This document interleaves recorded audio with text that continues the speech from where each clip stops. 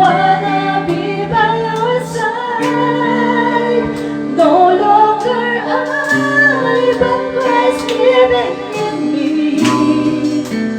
serving you for all eternity. My life set on you in this race that I run. No longer my race, let your will be done.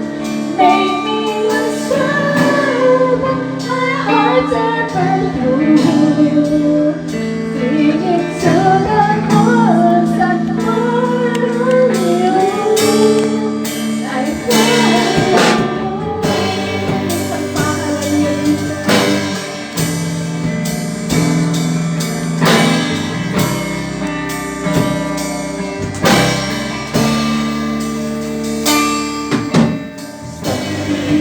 all of your ways, setting my feet in your ways, entering into your presence, to behold you face to face. God of all heaven and earth, holding me in your embrace. Heaven now that surrounds me, all that is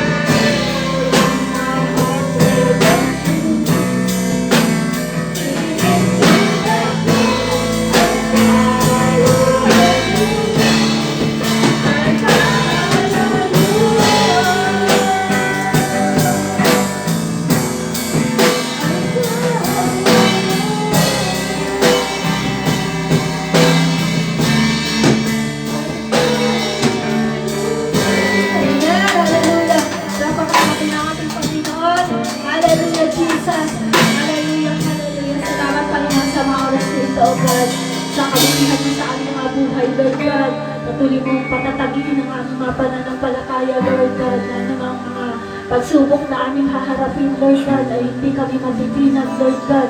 Namang yung bagyo na yan, ang mga intensity na yan, Panginoon, Lord God, manatili, Panginoon, ang lakas ng intensity, Panginoon, Lord God, ng aming pananampalataya sa inyo, Lord God.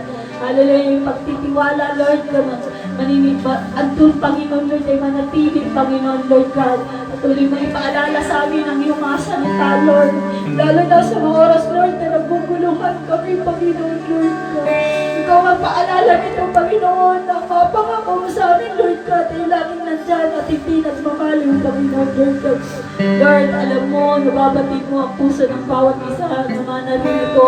Lord God, alam mo, Lord, mag-isa maiisip, meron man po, Lord God, na gumugulo sa kaisipan, mga problema, Lord God, na halos hindi na malawin kung paano solusyonan, Lord God. Ikaw ang kumilos, Lord God, na sa kanyang paglabas sa oras na ito, Lord God. Tinanggap po niya ang katugunan, Panginoon, Lord God, ang solusyon, Panginoon, ang kanyang, nasa kanyang isipan, Lord God. Kanyang mga problema, Lord God, hallelujah, na binigyan mo ng solusyon sa oras na ito, God. Dahil sabi mo, Panginoon, lumapit kami sa inyo, Panginoon, kami yung bibigyan ng kapahingahan, Lord God.